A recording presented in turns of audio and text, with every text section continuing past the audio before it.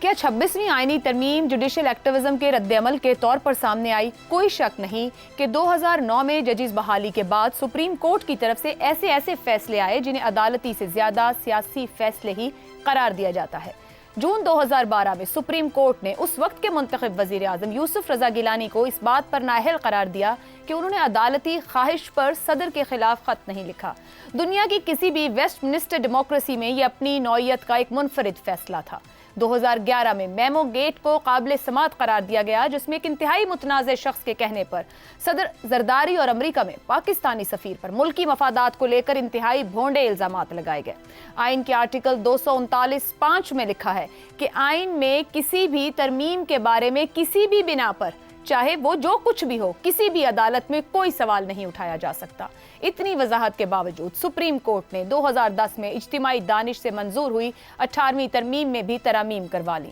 جنوری 2013 میں ریکارڈک جیسے ایک خالص معاشی معاملے پر فیصلے دیتے ہوئے اس معاہدے کو سرے سے ہی کالعدم قرار دے دیا گیا۔ 2016 میں پیناما لیکس کے معاملے پر کی گئی سیاست کو اس وقت عدالتی جواز دے دیا گیا جب عدالت نے معاملہ اپنے سپرد لے لیا۔ پھر یہ پیناما اقامہ میں بدلا، ایک اور منتخب وزیر اعظم کو اس کے گھر کا راستہ دکھا دیا گیا۔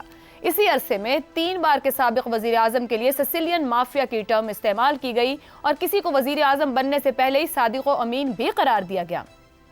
سیاسی، پارلیمانی، قانونی اور من چاہی آئینی تشریحات کے بعد سپریم کورٹ کے ایک چیف جسٹس نے بابا رحمتے کا کردار ادا کرتے ہوئے ڈیموں کی تعمیر پر فنڈز اکٹھا کرنے کا ذمہ بھی اپنے سر لے لیا۔ سابق چیف جسٹس کے دور میں پی ٹی آئی کو سیاسی فائدہ پہنچانے کے لیے آرٹیکل 63 کو ہی سرے سے ری رائٹ کر دیا گیا۔ یہ جوڈیشل ایکٹیوزم کی چند ایسی مثالیں ہیں جو صرف اور صرف 2009 کے بعد کی ہیں۔ نظریہ ضرورت کو جواز دینا، فوجی حکمرانوں کو توثیق دینا، آئین بدلنے کا اختیار دے دینا، ملک کو آئین دینے والے وزیر اعظم کو سزائے موت سنانے جیسے فیصلوں کی تاریخ ایک پوری الگ داستان ہے۔ ان حقائق کے ہوتے ہوئے بجا طور پر کہا جا سکتا ہے کہ پارلیمنٹ نے 26ویں ترمیم کر کے عدلیہ کو آئینی اور قانونی دائرہ کار میں لانے کی کوشش کی، مگر یہاں یہ بات بھی یاد رکھنے کی ہے کہ جوڈیشل ایکٹیوزم کی اس پوری تاریخ میں سیاسی جماعتوں اور دوسرے اداروں کی معاونت بھی عدلیہ کو دستیاب رہی۔ آج 26ویں ترمیم پر فخر کرنے والی جماعتیں ہوں یا اسے جمہوریت پر دھبا قرار دینے والی سیاسی جماعت ہو، ان سب نے اپنے سیاسی مخالفین کو کمزور کرنے کے لیے اس عدالتی فعالیت کو مضبوط بنانے میں اہم کردار ادا کیا۔ ایسے میں بڑا سوال یہی ہے کہ پارلیمنٹ کی بالادستی کے نعرے پر لائی گئی 26ویں ترمیم سے کیا ہمارے ملک میں نئی عدالتی تاریخ کا آغاز ہوگا؟ کیا ماضی پسے پش ڈال کر ایک دوسرے کے ساتھ سکور سیٹل کرنے کے بجائے عوامی مسائل کا حل ترجیح بن پائے گا؟ اسی پر پینل سے گفتگو کریں گے۔ ہمارے ساتھ ہیں حسن نثار، شہزاد چودھری، افتخار احمد اور زیغم خان صاحب۔ آپ چاروں کا شکریہ۔ پروگرام کا سوال آپ سبھی کے لیے۔ 26ویں آئینی ترمیم، 15 سال کا جوڈیشل ایکٹیوزم، ہر عمل کا رد عمل۔ کیا پارلیمنٹ نے نیوٹن کے تیسرے قانون حرکت پر عمل کیا؟ حسن نثار صاحب، عمل اور رد عمل کے دائرے میں ہم گھوم رہے ہیں۔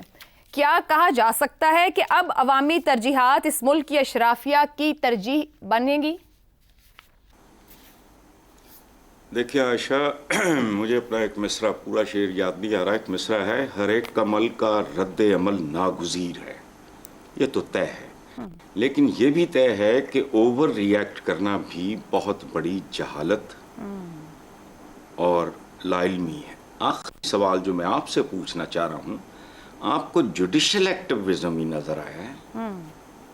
پاکستان کی تاریخ میں آپ کو اور طرح کے ایکٹیوزم نظر نہیں آئے؟ سارا فوکس ادھر ہی ہے۔ ابھی تو اسی پہ بات ہو رہی ہے، تو پھر ہر ایک کو ڈال نہیں، ہر ایک کو ڈالیں نا بیچ میں۔ سر میں نے کہا نا اپنے ابتدائیے کے آخر میں کہا کہ جوڈیشل ایکٹیوزم کو سپورٹ کون کون کرتے رہے، خود سیاست دان شامل رہے دوسری سیاسی جماعت کو کمزور کرنے میں۔ سب نے اپنی اپنی باری خوب نبھائی ہے، یہی تو سوال ہے۔ کیا وہ اب ہم سیکھ کر آگے بڑھیں گے؟ نہیں، آپ نے نہیں سیکھنا۔ 77 سال کی تاریخ ہے، مذاق نہیں۔ اور وہ بے وقوف ہوتے ہیں جو کہتے ہیں کہ 50-100 سال قوموں کی زندگی میں کچھ نہیں ہوتے۔ قوموں کی زندگی میں بنیادی طور پہ پہلے 50-100 سال ہی فیصلہ کن ہوتے ہیں۔ آپ نے نہیں سیکھنا، اور ایکٹیوزم آپ کے کوئی محفوظ نہیں ہے، اس سے کوئی ایک سیاست دانوں سے لے کے آپ کے سارے ادارے، وہ سارے ایکٹیوزم ہیں۔ بھٹو کا خود सकूत ढाका के दौरान जो कैरेक्टर है, न्यूट्रल तरीन लोगों की किताबें पढ़ी हैं, मैं दंग रह गया हूं। वो एक्टिविज्म की अखीर थी वो। आज वो शहीद साहब हैं। छोड़ें आप, आपने पिक कर लिया है जुडिशरी को, बहुत अच्छा किया है, आगे चलो, फर्क कोई नहीं पड़ना, कत्तन नहीं पड़ना। सर, अब पार्लिमानी कमेटी बनाई गई है ताकि सबकी हिस्सा हो, उसके अंदर अपनी अपनी राय का इजहार करें। यार देखें, मैं जिन्होंने कल नाम दिए थे कि हम शामिल होंगे, आज वो कहते हैं हम शामिल नहीं होंगे। सुने जी, सुने, देखें बात सुने, मैं हाथ जोड़ के एक बात अर्ज कर रहा हूं। मेरा पूरे मुल्क से इख्तलाफ है। आप पार्लियामेंट, कॉन्स्टिट्यूशन, डेमोक्रेसी, आप लोग इनको बहुत रगेदते हो, आपको ये लफ्ज अच्छे लगते हैं, इनमें से किसी चीज का हसन साहब रिगेदने की बात नहीं है, वो रिस्पेक्ट देनी चाहिए। मैं और आप यहाँ बैठे हैं तो इसी कॉन्स्टिट्यूशन और पार्लियामेंट के नीचे दी गई आजादी के तहत बैठे और बात कर रहे हैं। जहां वो गलत है हमें बिल्कुल तनकीद करनी चाहिए। ये बाज़-औक़ात देखो, बात सुनो, अगर मैं उस्ताद हूं और इम्तिहानी मरकज भेजता हूं तो मैं काबिल इज्जत नहीं हूं। दुरुस्त, मैं बहुत बड़ा फ्रॉडिया हूं। एग्रीड। तो this is what is happening. आप पढ़े लिखे बहुत, हमारे माशाल्लाह मेरे सारे दोस्त, जमहूरियत जमहूरियत जमहूरियत, तो क्या कहूं, कभी रियलाइज किया है कि जमहूर का रोल क्या है? अच्छा, आइन आइन आइन क्या दिया आइन ने, और क्या देगा आइंदा? आपको नजर आ रहा है कोई? वो यार जमहूर अवाम को कहते हैं, उनका तो बेड़ा गर्क कर दिया आपने। ना उनके बच्चों को तालीम दी, ना उनकी बच्चियों को प्रोटेक्शन दी, ना आपको लॉ एंड ऑर्डर। तो हसन साहब, ये तो रोज रियलाइज कराने की जरूरत है, रोज बताने की जरूरत है हुकूमत को। पार्लियामेंट में बैठे तमाम लोगों को रोज याद दिलाने की जरूरत है कि वो किस वजह से वहां बैठे और क्यों वहां बैठे हैं। हाँ, ये ठीक है, आप करते रहो, आपका काम है। बिल्कुल ठीक, हम भी आपकी मुआवनत कर रहे हैं। बहुत शुक्रिया जी। इफ्तिखार साहब, जजेस की तकर्रुरी 19वीं तरमीम का तजर्बा नाकाम साबित हुआ। आज 15-16 साल बाद इस बात को तस्लीम करके 26वीं तरमीम की तरफ बढ़ गए। जी, हमने पार्लियामेंट को मजीद बाइख्तियार कर दिया है, एक अकाउंटेबिलिटी की बात हो रही है। क्या ज़मानत है कि 26वीं तरमीम का तजर्बा कामयाब ही साबित होगा? क्योंकि उससे पहले 19वीं से पहले सीनियरिटी के असूल जो है अपने जजेस लाने का मामला तब भी रहा।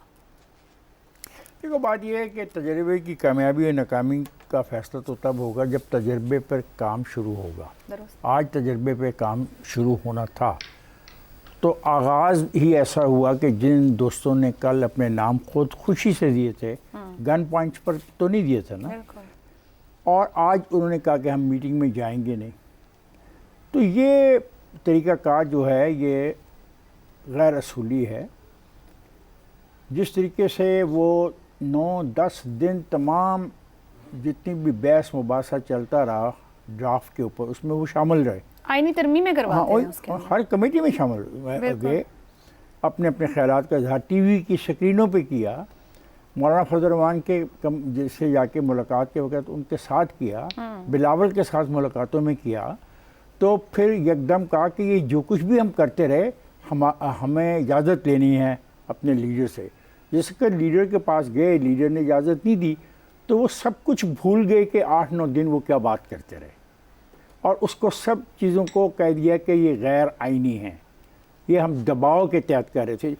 जिन लोगों के बारे में दबाव के तहत कह रहे थे वो तो नज़र नहीं आए, हमें तो ये लोग मीटिंगें करते नज़र आए। इफ्तिखार साहब, आपकी गुफ्तगू से एक नुक्ता उठता है, एक पूरा महीना डायलॉग प्रोसेस के अंदर रहे, आईनी तरमीम के अंदर मामला देते रहे, बल्कि ये आईनी बेंच वाला मामला मौलाना साहब ने पीटीआई से लिया, आखिर में पीछे हट गए। अब गुज़िश्ता शाम इन्होंने कहा हम हिस्सा बनेंगे, 3 नाम दिए, हिस्सा बन गए, चंद घंटे में कहा कि अब हम नहीं बैठेंगे।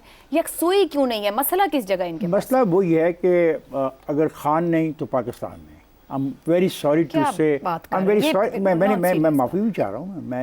मैं उन लोगों में से हूँ जो माफ़ी मांगने की सलाहियत रखते हैं, तो मुझे ये फिक्रा बार बार नहीं कहना चाहिए। सर, ये गैर संजीदगी है, ये सब पार्लियामेंट में बैठे हैं, एक जमात का चेयरमैन मौजूद है, ये तो उनको सोचना चाहिए ना। तो यही बात फिर हसन निसार साहब इसी बात पर तनकीद कर रहे हैं। वो हसन निसार कुछ और कह रहे हैं। हसन निसार ना आइन को मानता है, ना पार्लियामेंट को मानता है, ना कानून को मानता है। सर, मानते हैं, इसी मुल्क में रहते हैं, आइन कानून को मानते हैं, बस गुस्सा निकालते हैं। नहीं, वो गुस्सा नहीं निकालते, वो एक यूटोपियन सोच रखता है। वो एक ऐसा खूबसूरत अंदाज का आइन चाहता है, ऐसी खूबसूरत कौम चाहता है, ऐसे खूबसूरत लोग चाहता है, ऐसी खूबसूरत जमहूरी चाहता है। तो उसका آپ مجھے اس کے ساتھ کیوں لڑوا رہی ہو؟ چلیں آپ یہ تم بھی بتائیں کہ ان میں چلاکی کر رہی یکسوئی ہو کیوں نہیں ہے؟ PTI کی طرح۔ نہیں، بات یہ ہے کہ وہ نہیں آئے، افسوسناک بات ہے۔ ابھی بھی دوسرے دوست جو ہیں کوشش کریں گے سارے RP کے۔